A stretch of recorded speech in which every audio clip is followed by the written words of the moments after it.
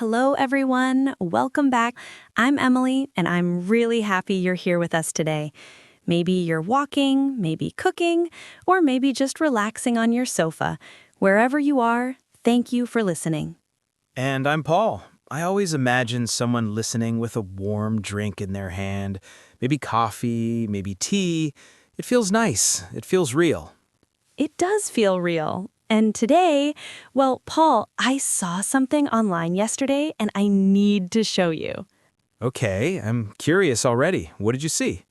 A beautiful house. Big garden, 3 bedrooms, a garage, and it's in the countryside. Honestly, Paul, it looked perfect. Perfect? Emily, that house was in the middle of nowhere. The nearest shop looked like 30 minutes away. Yes, but you have space. You breathe. You wake up to birds, not traffic. I'd do the same if I lived there. But you also have nothing else. Give me a city apartment any day. Restaurants, shops, the gym, everything close. I understand the countryside feeling, but I know myself. A tiny apartment with thin walls and no garden. A convenient apartment with everything I need within walking distance. That sounds nice to me. Okay. I think we need to talk about this properly because I know our listeners also have strong feelings about this. Me too. It's a fun topic, actually. Everyone lives somewhere, and everyone has something they love and something they complain about. Exactly. So today we're talking about apartments versus houses, the good, the bad, and everything in between. And while we talk, you'll hear natural English you can use to describe where you live. Nothing complicated, just real-life language.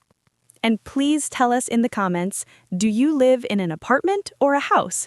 Even one simple sentence is great practice. Something like, I live in a small apartment in the city, or I live in a house with my family. Simple and true. Okay, Paul, since you love apartments so much, let's start there. Tell me the good things. All right, number 1, location. Most apartments are close to the center.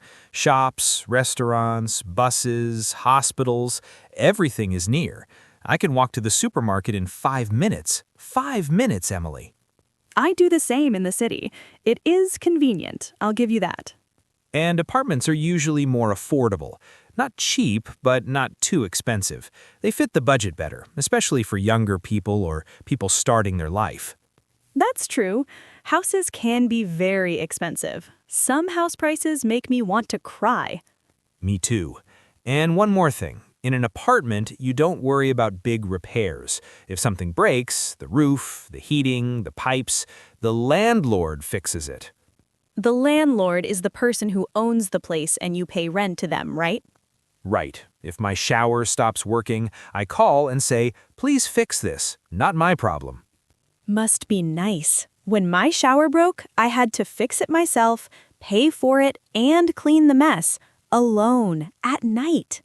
Apartment life, Emily. Someone else handles the big stuff. Okay, but apartments aren't perfect. Tell me the bad parts. Do I have to? Yes, you can't hide the truth, Paul. Fine. The biggest problem is space, or the lack of space. My apartment is not spacious. Spacious means big with lots of room, right? Exactly. And my place is the opposite. It's cramped, too small, not enough space for your life. My kitchen and living room are basically one room. Oh no! And my bedroom, if I open my arms, I can almost touch both walls. Paul, that's not a bedroom, that's a closet. Don't say that. It has a window. A closet with a view. Okay. And then there's the noise. My upstairs neighbor walks like a dinosaur every evening. A dinosaur. I'm serious. And the walls are thin. I hear my neighbor's TV, phone calls, even their arguments. I know more about their relationship than they do. I understand the pain. That's free entertainment you don't want. Exactly. Sometimes I wear headphones just to hear nothing. Sweet silence. Okay, Paul. Noise and tiny rooms, I get it. But earlier you mentioned your landlord. You sounded nervous. Is your landlord actually good? I was hoping you wouldn't ask that. I knew it. My landlord is slow. Very slow. A few weeks ago, my hot water stopped working. No hot water at all. The whole apartment felt like winter. Wait, no hot water anywhere? Anywhere. I called my landlord. He said, "I'll send someone on Monday." Monday doesn't sound too bad. Monday came, nobody came. Oh, no. I called again. He said, "Tomorrow for sure." Tomorrow became Friday. 5 days. 5 days with no hot water. So what did you do? Cold showers? The first day, yes. After that, I started boiling water in a pot on the stove. I felt like I was living 100 years ago. Boiling water in a pot? Paul, that's terrible. I do the same when my kettle breaks, but not for showering. Exactly. And that's the thing. When you're a tenant, you depend on the landlord. If the landlord is great, life is easy. If not, you're standing in the kitchen like it's 1920, boiling water for a bath. Okay. That's enough apartment pain for now. Let me tell you about house life. The real house life, not just the dream in your head. Go ahead. Impress me. First, space.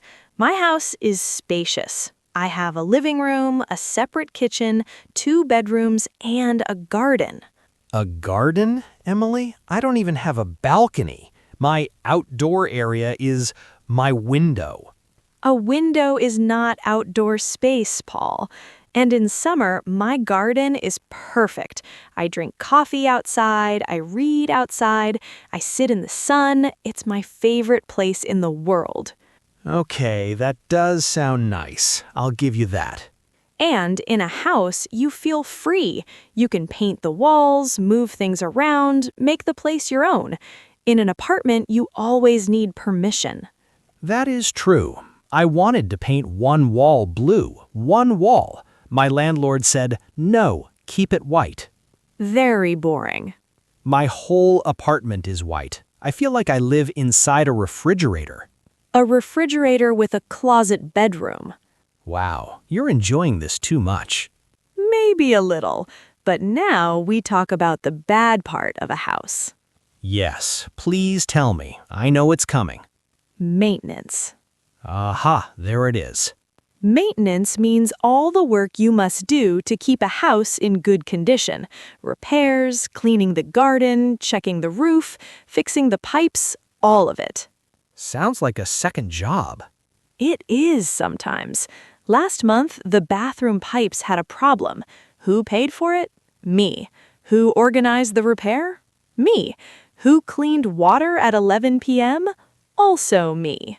So basically, you are your own landlord. Exactly. When you own a house, everything is your responsibility, and it costs time and money. How much do you spend every year? I don't want to talk about it. That bad? Let's just say my house is beautiful, but my bank account is very, very nervous. Fair enough. And the location? Your house isn't in the city, right? Right. It's in the suburbs. The suburbs are the quieter areas around the city, not the center, not the countryside. Something in between. So how far are you from the city center? About 30 minutes by car or 45 minutes by bus. See, that would be difficult for me. I like being close to everything. If I want pizza at 9 p.m., 5 places are open near me. If I want pizza at 9 p.m., I make it myself. User Emily, that is not the same. It's better. My pizza is amazing. But yes, the location is not perfect. The suburbs are quieter, greener, and more affordable. After a long day, coming home to a quiet street with trees, I love that. Okay, I get the feeling. But what about winter? Dark at 4 p.m., cold, far from everything? Winter is not my favorite time in the suburbs. I'll be honest. Sometimes I feel isolated, like the world is far away. Isolated means you feel alone, right? Yes, but then spring comes, my garden becomes beautiful again, and I forget all about winter. Very convenient memory, Emily. I know, but thank you for listening. You know, Emily, something interesting came to my mind. Many families start in apartments and then move to houses when they have kids. Kids need space to play and run. That's true. An apartment with 2 kids? Very cramped. For the parents and for the neighbors. Oh no, I would become the noisy neighbor, the dinosaur. Exactly. And talking about that, have you ever thought about buying a place? Not renting, actually buying. Honestly? Yes, but houses are so expensive. Most people need a mortgage. A mortgage is when you borrow money from a bank to buy a place, and then you pay it back every month, sometimes for 20 or 30 years. 30 years? That's a long time. It is a long time, but renting forever is also a long time, and at the end of renting, you own nothing. That's exactly my problem. A mortgage is expensive, but after 30 years, the house is yours. Renting is like watching your money disappear every month, like throwing money out the window of my very small apartment window. I do the same thought sometimes, but buying is also scary. Some houses look beautiful on the outside, but inside, they need a lot of work. Like what? Like renovating. Renovate means fixing and improving the house. New floors, new kitchen, new bathroom, maybe new walls. Some people buy a house and then discover they need to pay thousands more to renovate. That sounds stressful. You buy a house, feel happy for one day, and then look at the kitchen and cry. It happens, but after renovation, the house becomes exactly what you want. Every detail is your choice. Your colors, your space, your style. Okay, I can see the good side. But for me, right now, an apartment still feels like the better choice. I like the city life. And that's completely fine. The real question is not which is better, but which is better for you. It depends on your job, your budget, your lifestyle, your personality. If you love the city, everything close and easy, then an apartment is great. And if you want space, quiet, a garden, and you don't mind maintenance, then a house is wonderful. And some people choose something in between. They live on the outskirts of the city. Yes, the outskirts are the border area where the city meets the countryside. Not too far, not too close. You get more space, but stay connected to the city. That's actually very smart. Maybe I should look there. Paul, moving to the outskirts? I need to hear this again. Don't get excited. I said maybe. Okay. Before we continue, I want to ask our listeners something. What is more important to you, location or space? Tell us in the comments and tell us why. We love reading your answers. Sometimes one simple sentence shows so much about your life. Now, let's go through some useful sentences you can use when talking about your home. Nothing difficult, just natural English. If someone asks, "Where do you live?" you can say, "I live in an apartment in the city center," or "I live in a house in the suburbs."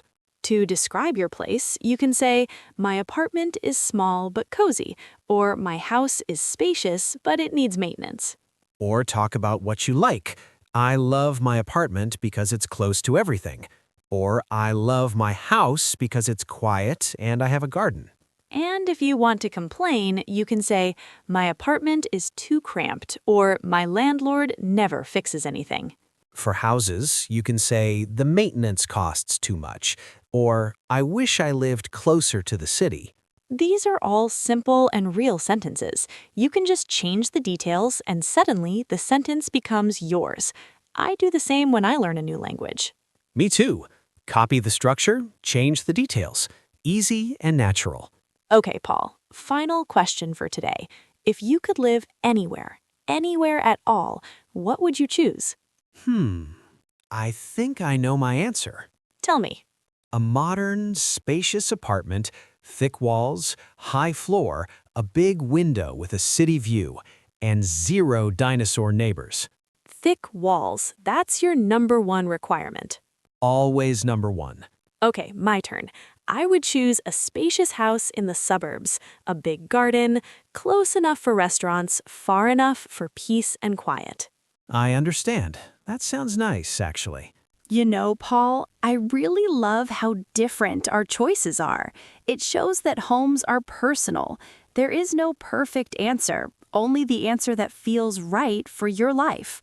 Exactly, and it's the same for our listeners. Some of you live in small apartments, some live in big houses, some live with family, some live alone, and every story is different. I do the same reflection about my own place. Me too. And I love hearing how people describe their homes. It always tells you something about their personality, what they value, what they dream about, what they need. So we want to end today with something simple, something you can practice right now. Think about your home. Think about one thing you love and one thing you don't love. For example, I love my apartment because it's affordable, but I don't like the noise. Or, I love my house because it's spacious, but the maintenance is hard. These small sentences are real English, daily English. You can use them with friends, coworkers, teachers, anyone. And when you write them in the comments, you remember them better. Your brain says, oh, this sentence is important. Keep it. I do the same when learning. Writing helps so much. Me too. It makes the words feel more natural, more yours.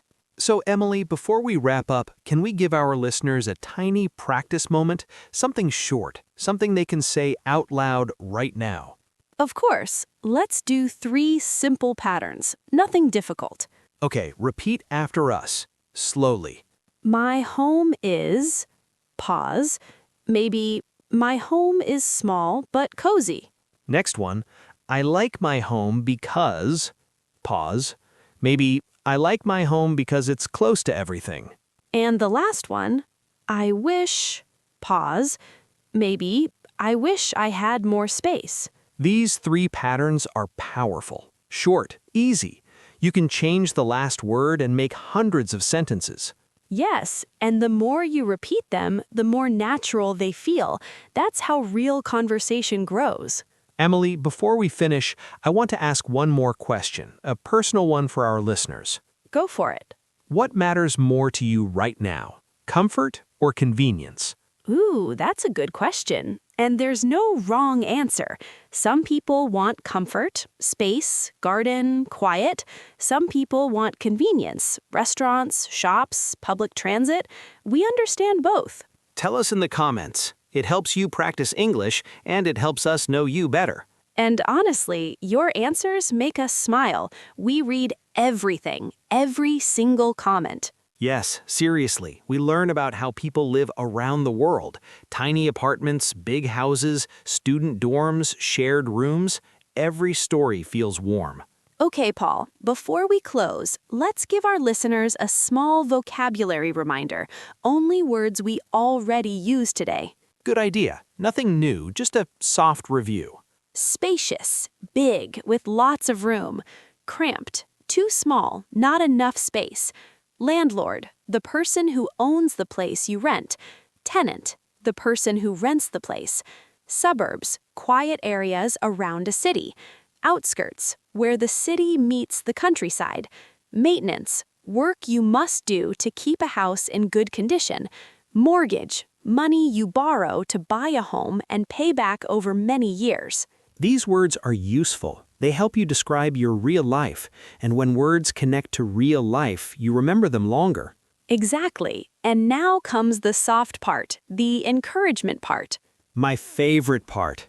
Everywhere you live right now, tiny room, city apartment, busy street, quiet house, it's your space, and your English grows right there every time you listen, every time you speak, every time you try.